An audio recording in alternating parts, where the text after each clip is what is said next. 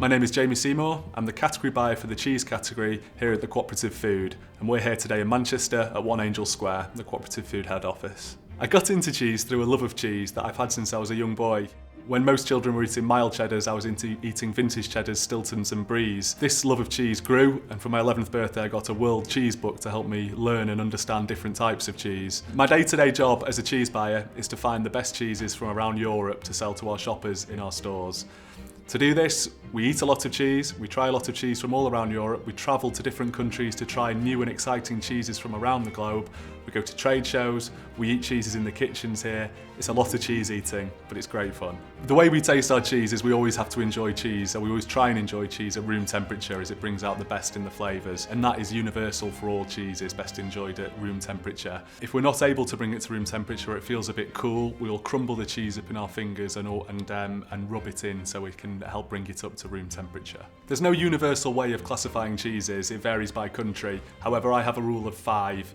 Soft cheeses, fresh cheeses, blue cheeses, hard cheeses, flavoured cheeses. Well, 50% of all cheese consumption tends to be cheddar, be it own label cheddars or branded cheddar. But what we're noticing is a lot of, as more and more people go further afield on holiday and try new things, foreign cheeses such as halloumi from Cyprus, the French cheeses, Italian cheeses, and the manchegos and ibericos from Spain are growing in popularity. The key thing that we try and do is indicate the strength of the cheese on it to give users an idea roughly of how strong that cheese is going to be. In this instance it's a 4 out of 5, which means it's got a punch, it's strong, but it's not going to knock your socks off too much. My ultimate cheese board would have to be a soft white cheese such as our new Charroux. It's got a delicious flavour, it's very creamy, it's like a brie but a bit more complex and a bit more of a mushroom soup flavour to it. The second cheese I would choose is the Wookey whole cheddar, which is cave aged for 3 months. This gives it a really deep, complex flavour, as the moisture levels and temperature in the caves are really conducive to quality cheese making. We'd also have a flavoured cheese, and what better flavoured cheese to have than a Wednesdale and cranberry? It's not the most original, but it certainly adds a bit of theatre to any dining experience. And I would have the Red Fox cheddar, which is a vintage Red Leicester from Belton Farms. It's got an amazing caramel sweet flavour to it, with a little bit of a ting of nuttiness to finish off the cheese board. As a rule, crackers are an absolute essential as an accompaniment for a cheese board.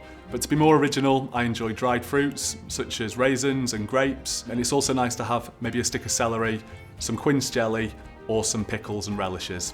In terms of when the cheese board should be served, it should be after your main meal but before the sweet dessert ideally. To choose my favourite cheese is an incredibly hard decision, but I'm going to go with the Co-operative Truly Irresistible Gorgonzola Picante.